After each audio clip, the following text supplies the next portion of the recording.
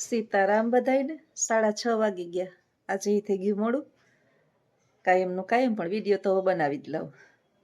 આજે શાળાનું કામ થોડુંક ઘરે, હવે થોડુંક પરીક્ષા 10માની પૂર્ણ થઈ છે ને, એટલે પ્રિલિમ હવે બોર્ડની આવશે 26 તારીખથી, એટલે હોળી ને પરીક્ષા ને બધું છે ભેગું.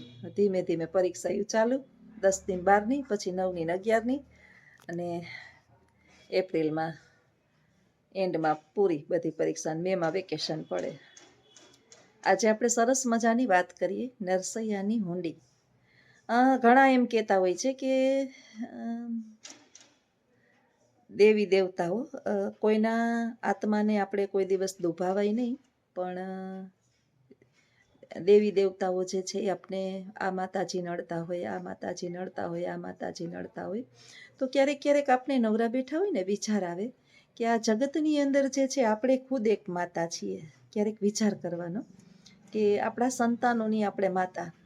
ગમે એટલું છોકરું તોફાન કરતું હોય, ન કરવાના કર્યા હોય, એને મોટો અપરાધ કર્યો હોય, આપણે જાણતા હોય કે આ એની ભૂલ છે, આપણે એને ઠપકો દઈએ, સમજાવીએ, ખીજાઈએ, મારી નાખીએ ક્યારેય, અથવા તો એનું ધનત પનત નીકળી જાય, એવું આપણે કોઈ દિવસ એક માનવના દેહમાં આપણે આવું કરી શકીએ? તો વિચારો કે જે જગતની જનની છે, આ પ્રકૃતિની દેવી છે, માં સાક્ષાત, જેણે મહિષાસુરનો વધ કર્યો, એના અનેક રૂપો આપણા માતાજીઓ હોય છે. એ કોઈ દિવસ એના સંતાનોને, આપણે બધા એના સંતાનો છીએ, એના સંતાનોને કોઈ દિવસ હેરાન કરે નહીં.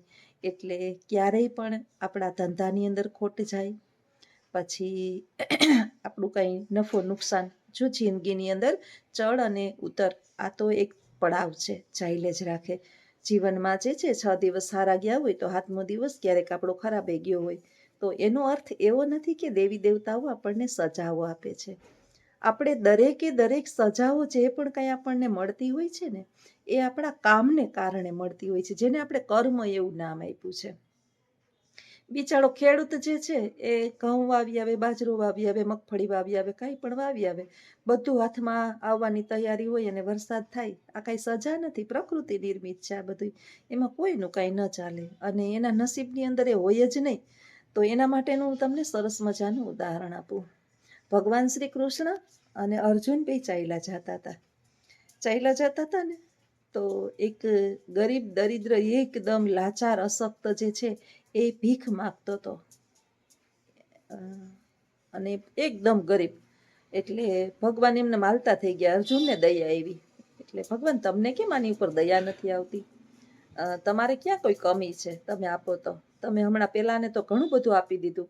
એટલે ભગવાને કીધું કે એના નસીબમાં જ નથી. તો કે પણ ભગવાન આપો તો ખરી, આપો તો એના નસીબમાં હોય ને. એટલે અર્જુને જે છે ને એ ભીખ માગતો હતો ને, એને કેટલું બધું ધન દોલત આપ્યું, કેટલું બધું આપ્યું દાન. દાન આપી અને એને કીધું જા, હવે કોઈ દિવસ બેસતો ને ભીખ ન માગતો, હવે જા તારો આમાંથી કંઈક ધંધો વ્યવસાય કર. થોડીક વાર થઈને તો એક એનાથી જબરો માણસ આવ્યો, લૂંટારો, અને એ પોટલી જે આપી હતી ને ધન દોલતની, લઈને ભાગી ગયો. બીજે દિવસે પાછા ભગવાન શ્રી કૃષ્ણ અને અર્જુન નીકળ્યા. ત્યાં પાછો ઓલો ભિખારી બેઠો, ગરીબ અશક્ત. એટલે અર્જુને કીધું કે એલા, કાલે હજી તો તને મેં આપ્યું, તોય તું ધરાણો નહીં, આજે બેઠો. એ કે ઓલો તમે આપ્યું ને એ વાત બરાબર, પણ એક લૂંટારો આવ્યો ને, લૂંટીને વયો ગયો. ભગવાન શ્રી કૃષ્ણ કે અરેલા, તું મારું માનતો નથી. અર્જુનને કે મેં તને કીધું ને કે તું ગમે એ આપીશ ને, એના ભાગ્યમાં નથી, એટલે વયું જાહે, આપશું ને તોય. એટલે ઘણી વખત જે છે ને, આપણા કિસ્મતની અંદર કાંઈ ના હોય તો આપણે કામ કરવા છતાંય ઘણી વખત નિષ્ફળતા મળતી હોય. એ દેવી દેવતાઓના કોઈ આપણી ઉપર પેલા હોતા નથી. હા, એક વાત ચોક્કસ છે કે તમે સાચા દિલથી, સાચા હૃદયથી ઈશ્વરને પ્રાર્થના કરી અને કાર્યની શરૂઆત કરો કે પ્રભુ અમારા દરેક કામને સફળ બનાવશે, અને હંમેશાને માટે એને આગળ રાખી, અને પછી ગમે એવું સુખ, સાહેબી ને સંપત્તિ આપણી પાસે આવી જાય, પણ એનું સ્મરણ ન કરો તો એ લક્ષ્મી સ્થાયી થાય. પણ હાડું આપણે જે છે ને, સારા દિવસની અંદર ભગવાનને આપણે યાદ જ કરતા નથી. એટલે ભગવાન પછી કહે, અને સરસ મજાનો કબીરે એના માટે દુહો લખ્યો છે કે દુઃખ મેં, સરસ મજાનું તમને ગાઈને એને કહી દઉં. હિન્દીની અંદર દુહો છે, રહીમનનો દુહો છે, કબીરનો નથી, સોરી. दुख में सुमिरन सब करे, सुख में करे न कोई। दुख में सुमिरन सब करे, दुख में करे न कोई। जो सुख में सुमिरन करे, काहे को दुख होय, કાહે કો દુઃખ હોય. આપણે બધાય દુઃખમાં સ્મરણ કરીએ, સુખમાં નથી કરતા. અને જો સુખમાં સ્મરણ કરીએ તો આપણને હકીકતની ખબર પડી જાય. ઈશ્વર શું છે એ ખબર પડી જાય, આપણું જીવન શું છે એ ખબર પડી જાય, આપણે આ પૃથ્વી પર શું કામ આવ્યા છીએ એ ખબર પડી જાય, આપણે જ્ઞાનની પ્રાપ્તિ થઈ જાય. હંમેશાને માટે ઈશ્વરનું સ્મરણ સાથે તમે જોડાયેલા રહ્યો ને એટલે આપણે જીવનની વાસ્તવિકતાની ખબર પડી જાય અને આપણે અધર્મ કરતા હંમેશા માટે અટકી જઈએ. કદાચ આપણે એટલે જ એનું સ્મરણ કરી શકતા નથી અને ક્યાંક ને ક્યાંક અધર્મને આચરી બેસીએ છીએ. ઘણી વખત આપણે કંઈ જાણતા ન હોય છતાંય કોઈ આપણી સાચા ખોટી કોઈ વાતો બે બેનો કરતા હોય અને આપણે એમાં હા પાડીએ કે હા સાચી વાત છે, સાંભળીએ હા પાડીએ, એ પણ એક પાપ છે, અપરાધ છે. મારા જીવનનો એક લક્ષ્ય છે કે મારી લાઈફની અંદર આટલા મને 50 વર્ષ થાય હમણાં પૂરા, હું કોઈ દિવસ ઓટલા પરિષદની અંદર સામેલ નથી થઈ. એનું કારણ એ છે કે ઘણી વખત કોઈ વાત કરતું હોય ને એની હકીકત આપણને ખબર જ ન હોય અને ખોટે ખોટી હા ના કરવી અને કોકની મોઢે આપણે હાચા ખોટી કરવી. આ ભવના તો કંઈક આપણે કર્મ ઓલા ભવમાં કર્યા હશે તો થોડા ઘણા ભોગવીએ અને આવતા ભવના પોટલા બાંધવા એનાથી બહેતર છે કે ઘરનું કામ કરીએ, 2 પૈસા કમાઈએ અને પરિવારને મદદરૂપ બનીએ, આપણા સંતાનોને આગળ લઈ આવીએ અને થાય એટલું આપણાથી કરીએ અને શરીરને પણ સાચવીએ. હમણાં 5:30 થી 6 એક ટાઈમ કરી નાખ્યો છે. આપણે આપણા શરીરને પણ 1 કલાક આપવી પડે. એક શરૂઆતમાં તો આપણે જે છે ને વ્યાયામ કરીએ ને એટલે થાકી જઈએ, કરતા ના હોય વ્યાયામ એટલે કસરત.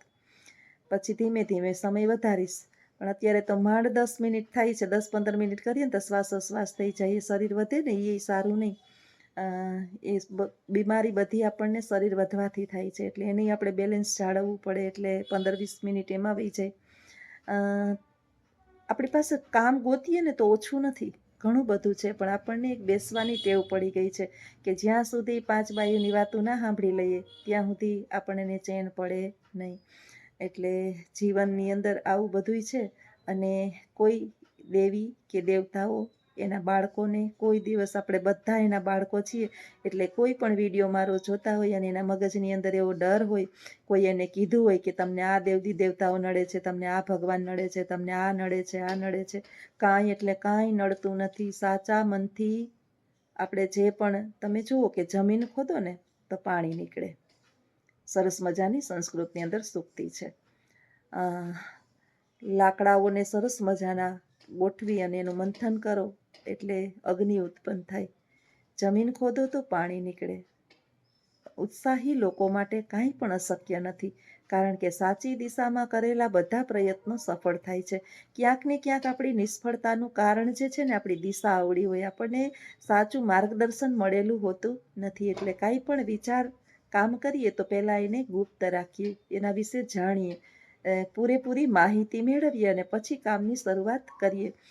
તમને હું મારી વાત કરું તો હું સ્કૂટર ચલાવું ને, સ્કૂટર હું ચલાવું, ક્યારેક ચલાવતી, એટલે ક્યાં બ્રેક મારવી, કઈ રીતે મારવી, શું કરવું એ આપણને આઈડિયા ના હોય એટલે આપણે ગમે ત્યાં ઊભી રાખી દઈએ. એ દિશા સાચી નથી, આમાં અકસ્માત થાય, આમાં દેવી દેવતાઓ કાંઈ ના કરે, મારી ભૂલ જ મારે ભોગવવી પડે. એટલે આવું છે બધું કે આપણી ભૂલને કારણે ઘણી વખત આપણે જે છે ને ભોગવતા હોઈએ. વ્યવસાયો કરીએ એની પૂરું માર્ગદર્શન ના હોય તો નિષ્ફળતા મળે. બાકી ઈશ્વર ઉપર પૂર્ણ શ્રદ્ધા રાખીએ, દરેક બાબતની પૂરતી માહિતી લઈએ તો કોઈ પણ પ્રકારની તકલીફો પડતી નથી. તો આવા વિચાર છે મારા. તો આ અજીત પણ ક્યાંક બહાર ગયો તો મંદિરે દેવદર્શન અર્થે, તો જોઈએ આગળના વિડીયોમાં બન્યા રહેજો.